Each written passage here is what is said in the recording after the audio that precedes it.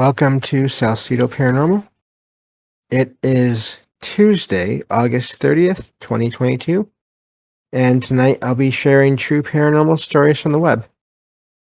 As always, you can find all the episodes of the podcast along with links to social media, ways to donate, and ways to contact me at the podcast page.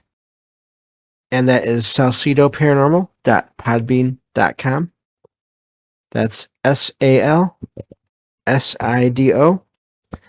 paranormal.podbean.com. Happy to hear from you all.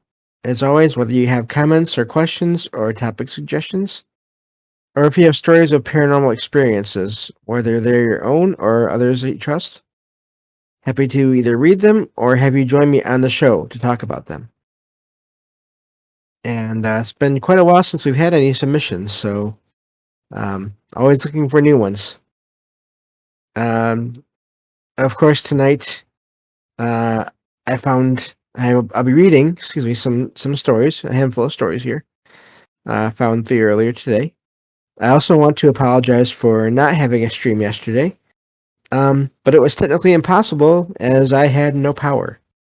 There was a storm and I'm okay and everything, but it knocked out the power for a good 15, 16 hours. So really couldn't do much about that yesterday. So but that's why there was no stream and no announcement of no stream. So that's how that happens sometimes. Now tomorrow night, I'm very excited for tomorrow night's show. I'll be talking about the veil in ancient times, that barrier between worlds or dimensions, and how maybe it was not as thick or as much of a wall as it is today, possibly back then, due to possibly a stronger energy field around the planet. I'm just trying to summarize this here, but just basically the idea that there was more energy, whether it's electromagnetic or magnetic or various forms in ancient times, and so maybe these ancient mythologies and or religious beliefs might have more to them than just imagination and storytelling. Maybe there was some of the things that we read about existed in some form or other back then.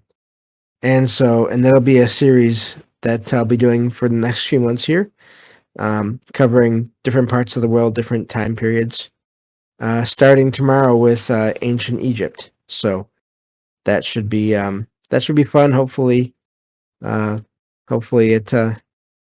enjoy it. So I think that covers everything for tomorrow. And of course, Thursday I'll be covering paranormal news, and then that'll end the week. So I think that's it for now. And that means I can get to the stories. So I have 3 of them for you all tonight. So I'll get to the first one here. And these are all, I guess you could say they are almost classic ghost stories in a way. And I think it's important to share these, even though they may not be quite as weird as some of the other ones I share sometimes.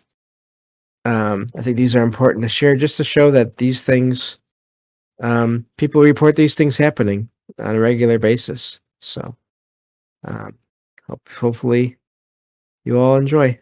So this first one says, when I was a kid, around 7 years old, I think, I spent the day at a cousin's house in my old hometown. He lived right in the middle of town, so we could ride our bikes everywhere. This was back in '98, and in the tiny place I come from, everyone knows everyone and keeps an eye out for the safety of any kid they see. When my mom dropped me off at my aunt's house that morning, she gave me some money to be able to go to the corner store for snacks for my cousin and I. After a while, hunger struck, and I took off on my bike to the grocery store. It was the best stocked store in town. There were only two stores. Pulling up, I noticed an old maroon colored car parked outside. The storefront had a short brick wall about a quarter of the way up, but from the brick up to the roof was all glass. The type of glass that you can see through on one side, but is a mirror on the other. I didn't pay the car too much mind at first. I rode up onto the sidewalk and gently rested the handlebars of my bike against the wall. I hopped off my bike, and by force of habit, I looked into the store window. In the reflection behind me, in the old maroon car, sat a little old lady in the passenger seat. She was dressed in all green, dark green, wearing a beret hat, and she had one of those crocheted Afghan blankets draped around her shoulders. She looked very old. Deep wrinkles covered her face to the point that I couldn't even see her eyes, and her skin had a gray tint to it. She smiled sweetly at me in the mirror, but when I turned around to wave and smile back, she wasn't in the car. Confused, I glanced back at the store window, and I could still see her sitting there in the passenger seat, smiling at me. Fight or flight kicked in, and I aborted all thoughts of snack food, junk food. They list name brands here, but I always skip those just to be safe. And raced off as quick as I could. I didn't even get on my bike. I grabbed it by the handlebars and pushed it as I ran as fast as my little legs would go. Looking back, the little old lady really seemed to mean me no harm. Her wrinkled face looked kind, and her smile was warm.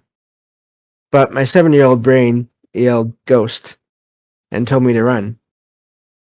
When I told my mom about it a few days later, she told me sometimes spirits get stuck or have unfinished business, so they can't pass on.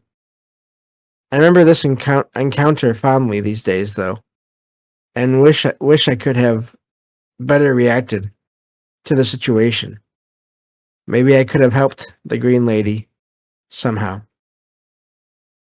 That's the end of the story, and these sightings of people or apparitions in mirrors or in glass are always amazing to me. Or really, there's two types of sightings there.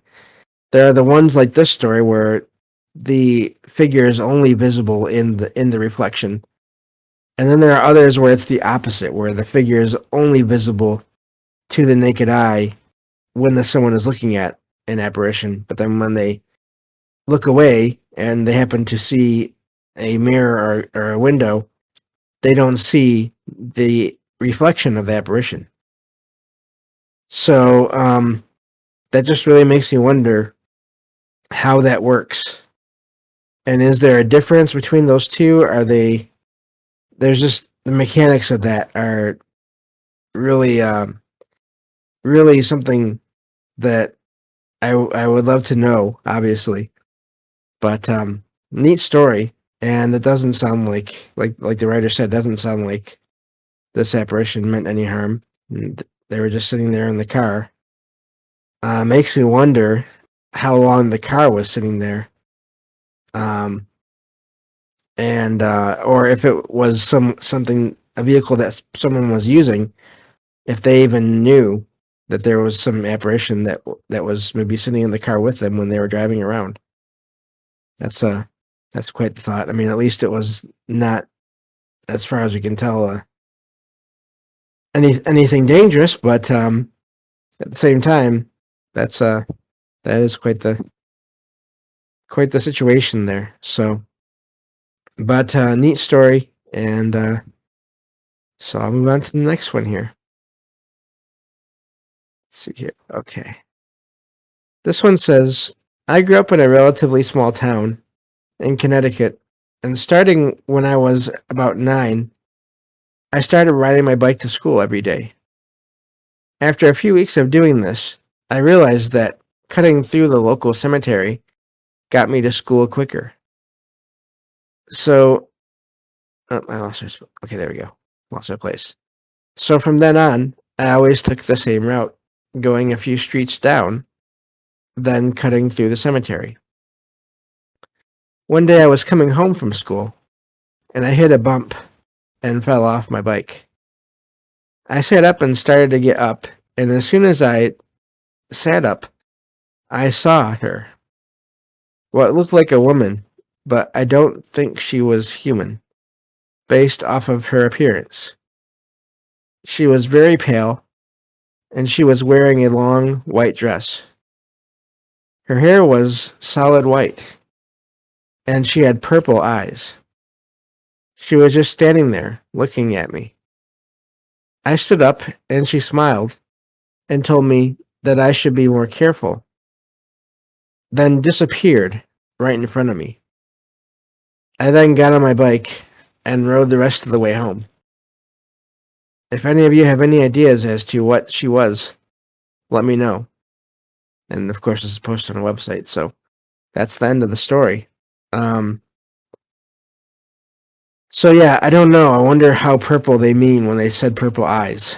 And this writer mentioned purple eyes. Doesn't mean do they? I mean, this is a terrible thought in a way, but do they mean bruised, or do they just mean puffy, or do they mean the actual shade of the color of their eyes was purple? And I also wonder if that is what led them to think that this apparition wasn't human, or if it was just a general feeling. Oh, as always with these stories, there's only so much you can get from them. But another sighting also I thought was kind of funny that both of these stories here were about kids riding bikes and having encounters. So, but yeah, I don't know what they saw, but there was something. It seems like if it wasn't for the purple eyes, you could almost say it was maybe a translucent or transparent apparition if it was all white. But I don't know what to make of that. A neat story though. So I'll go on to the last story here of the night. This one says, so the establishment I was working in was a pretty old one. I think it was 50 plus years old.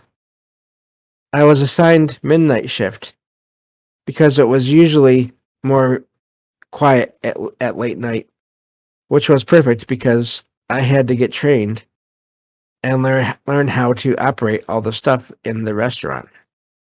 It was only me, the cook, and another crew member working at the time. It was around 3 a.m., and I was standing by the drive-thru window alone. My coworkers were sitting in the dining area at a table.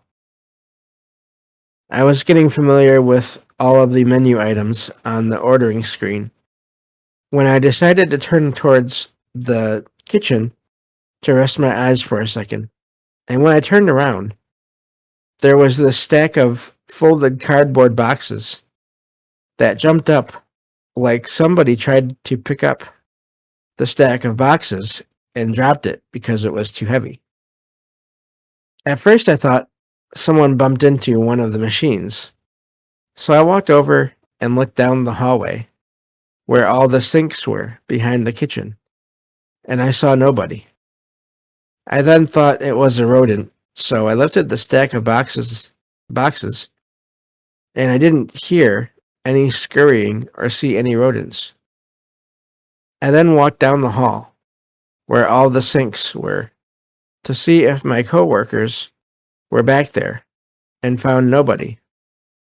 So I went into the dining area and found my two coworkers both sitting in one of the booths.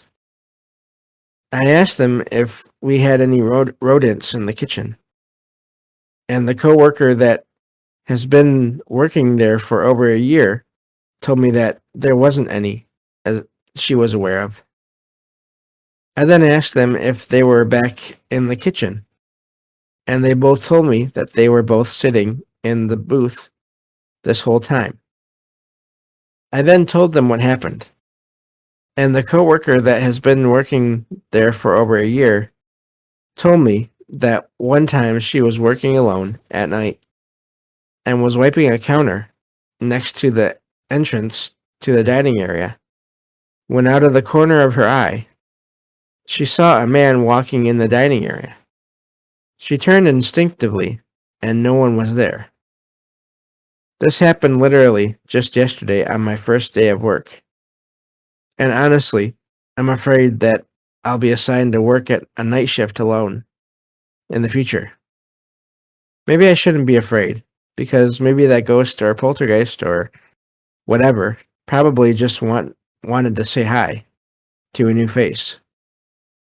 Another odd thing I'd like to point out is that when that happened, it was the first time I was alone in the kitchen. Up until 3 a.m., my coworkers were with me in the kitchen that whole time.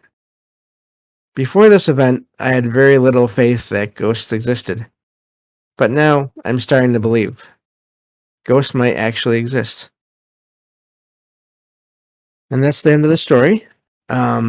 These stories about these things happening in places like restaurants or businesses like that are always amazing to me, because it's not like it's a house that everyone around the neighborhood just points at and says, "Oh, that house is haunted," because it looks so creepy. This is they said the name of the place in the original story, but I didn't want to include it. But this is a basically a fast food chain, a fast food restaurant, and but it seems like multiple people there were having experiences, at least two, and so that makes you wonder if there was two and they were different ones and they didn't know each other before this started, before this writer went there. I wonder how many other stories you would find there if you talk to people from going years back through the history of the place. So, neat stories tonight. All just kind of about, like I said, almost your traditional ghost story kind of activity.